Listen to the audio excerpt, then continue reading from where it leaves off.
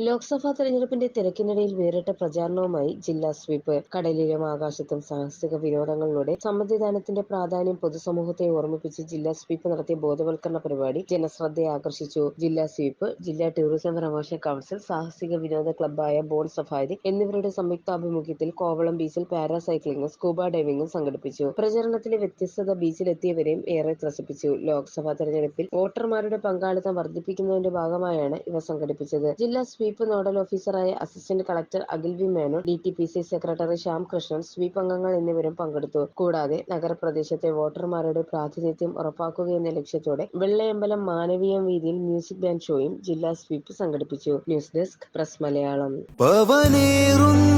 തങ്കമാണു നീ,